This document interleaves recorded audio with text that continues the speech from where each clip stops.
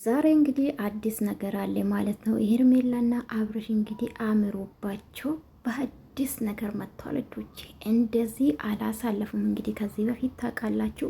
ዛሬ እንግዲህ በሮማንቲክ ቪዲዮ ይመጣሉ ብዬ ነው ማስበው። በጣም ነው አማረባቸው። እንግዲህ ብዙዎቻችሁ ትላንትና ተስፋ ስታረጉ ነበረ። አብርሽ ሩታ ቤት ሄዷል፣ በቃ ያዙን ልቀቁ ስትሉ ነበረ እና ዛሬ ደግሞ ከሄርሜላ ጋር ቀይ አበባ የፍቅር አበባ ሰጥቷት ሰፕራይዝ አድርጓታል ማለት ነው።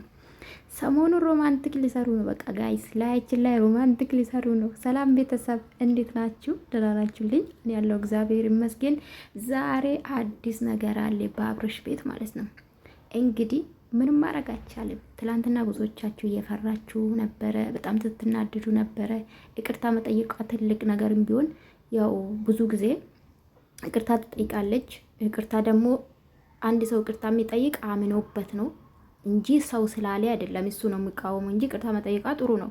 ግን ሰው ሁሌ ፑሽ ስላደረጋት ነው ይቅርታ የሚጠይቁና ኤንዌስ በዚህ ሰላም ፈጥሮ ልጃቸውን በፍቅር ካሳደጉ አሪፍ ነው። ትላንትና እንግዲህ እንዴት አብርሽ ሩታ ቤት ምናምን ስትሉ ነበረ። ስለዚህ አብርሽ ያንዳንዱን ነገር ያውቃል። ህፃን አይደለም። ሩታም ብትሆን ህፃን አይደለችም።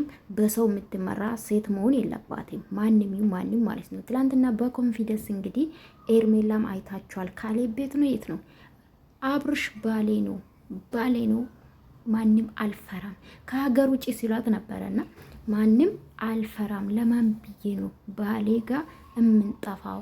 አንጠፋም፣ ከባሌ ጋር እኖራለሁ፣ ምፈራ ነገር የለም፣ ከወሰደችም ትውሰድ ከቻለች ያለች ነበረ። ትላንትና ያያችሁ ልጆች ካላችሁና የእሷ መልስን በጣም ነው የገረማችሁ ታውቃላችሁና። ኤኒዌይስ ዛሬ እንግዲህ በሮማንቲክ ቪዲዮ ነው የመጡ ጋይስ። አዲስ ነገር ይኖራል። ኤርሜላዬ ግን ያሸፍንልሻል። እኔ የከፈትሽ ቦታ ጥሩ አይደለም ውዴ፣ ጥሩ አይደለም። በዚህ ትሰደባለሽ የኔ ውድ። እውነት በተለይ ኤርሜላ እንደ በፊቱ ብትሆኝ ደስ ይላል።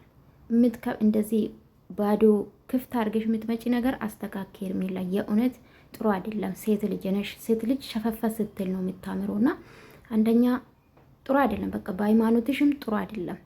የማይፈቀድ ነገር ነው እንደዚህ ክፍት አድርጋችሁ ሚዲያ ላይ የምትመጡ ማለት ነው።